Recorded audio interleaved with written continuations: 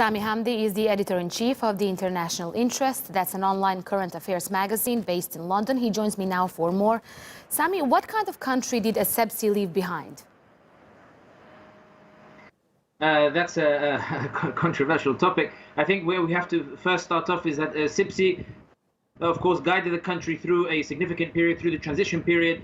He was the leader at the time when Syria was engulfed in chaos, Libya engulfed in chaos, just across the border. He managed to make sure that Tunisia didn't fall into the same depths that Libya fell through. Whether this was by allying with Nahda, whether this was by not holding on to power and actually allowing elections to take place. So in this, he should be given credit. However, as they say in Tunisia, democracy does not give bread. He leaves behind a Tunisia that is in an economic crisis, that has seen despair, that sees high suicide rates, that sees Tunisians getting on boats to try to cross the border into Europe. This is not necessarily Essebsi's fault. This is indeed more of a political crisis in which all of the parties are particularly involved. However, of course, change does not come, or progress does not come overnight. Essebsi managed to make sure that we have some of that political stability on which we're able to build on. Let's remember that unlike other countries such as Egypt, which saw a military coup, Tunisia is going for another election in 2019. If you ask any Tunisian, they would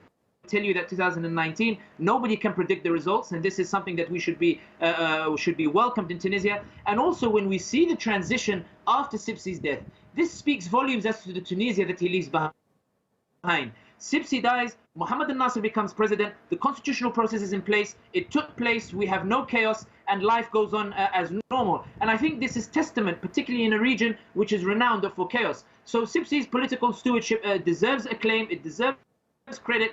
His different politics, that's up for debate, that's up for controversy. But if we're looking at the overall picture, his politics definitely played a big role in ensuring Tunisia was stable. So elections are now upcoming. What do you expect moving forward? Can we expect free and fair elections in Tunisia?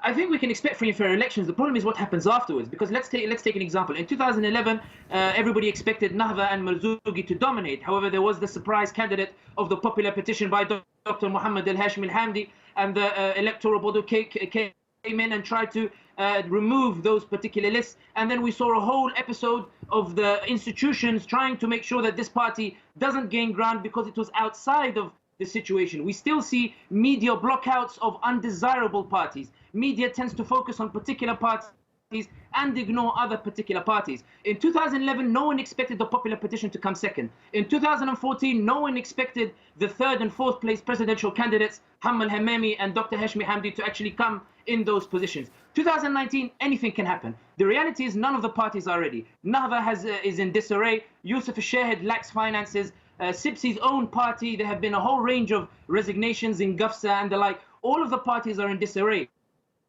So we're not actually sure what the results will be of the elections. However, I argue this is a sign of a healthy democracy. We also have to remember that one of the biggest issues that we are facing in Tunisia now is despair, hopelessness. Many youths have announced they will not be participating in the elections. Okay. They believe the politics will not bring change. This is one of the big battles that we are facing in Tunisia. In other words, anything goes. Only a fool would predict what's going to happen after these elections. Okay, Sami Hamdi, thanks so much for your insight for us here at TRT World, as always.